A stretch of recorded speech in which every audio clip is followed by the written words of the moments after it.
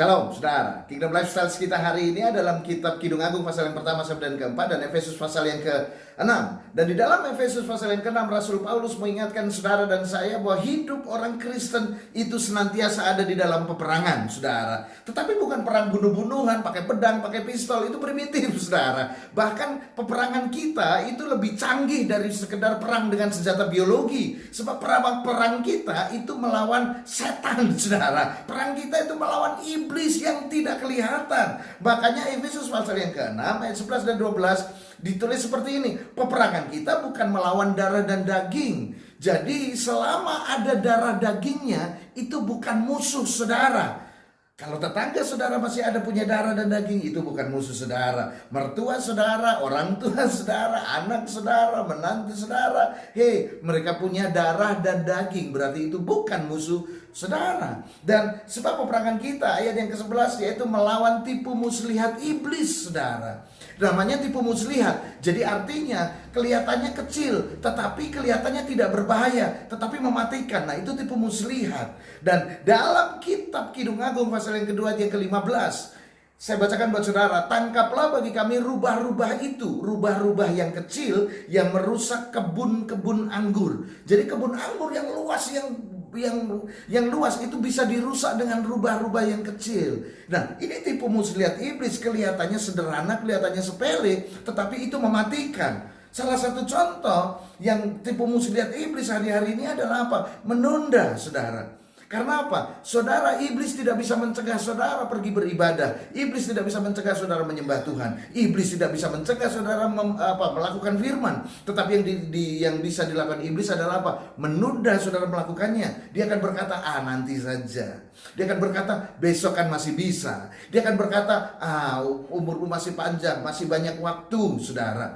Tetapi tiba-tiba ajal menjemput saudara, kematian menjemput saudara. Dan disitulah kemenangan iblis. Dia selalu menunda. Jadi hari ini jangan ada menunda sesuatu pun yang untuk Tuhan saudara. Kemudian yang kedua adalah apa? Keberuntungan. Itu adalah kalimat tipu muslihat iblis, keberuntungan. Maka banyak orang yang menjadi malas karena apa? Menunggu beruntung. Maka banyak orang yang iri hati karena menganggap orang lain beruntung. Yang ada bukan kalimat keberuntungan, tetapi kalimat yang ada adalah apa?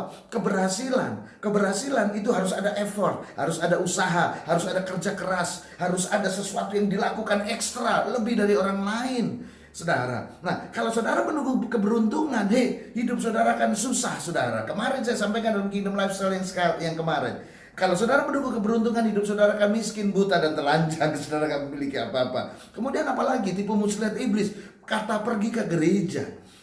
Banyak orang yang merasa dirinya kurang hari Minggu, merasa galau kalau belum pergi ke gereja.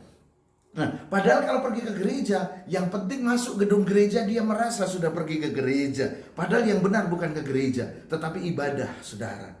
Kalau saudara berpikir saudara hanya pergi ke gereja, maka saudara ketika saudara memasuki gedung gereja, saudara merasa sudah pergi beribadah, saudara merasa sudah pergi bergereja, dan saudara merasa itu sudah cukup. Padahal beribadah bukan hanya masuk gedung gereja, tetapi saudara harus beribadah, menyembah Tuhan di situ, berdoa di situ, dan mengikuti ibadah dari awal sampai akhir. Itu ibadah. Jadi bukan ke gereja. Makanya hapus kalimat atau kata pergi ke gereja, tetapi saudara pergi beribadah.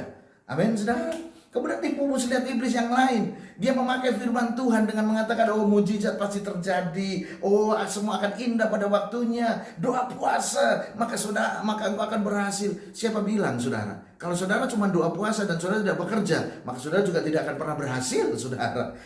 Kalau saudara cuma menunggu mujizat pasti terjadi, saudara hidupmu akan susah.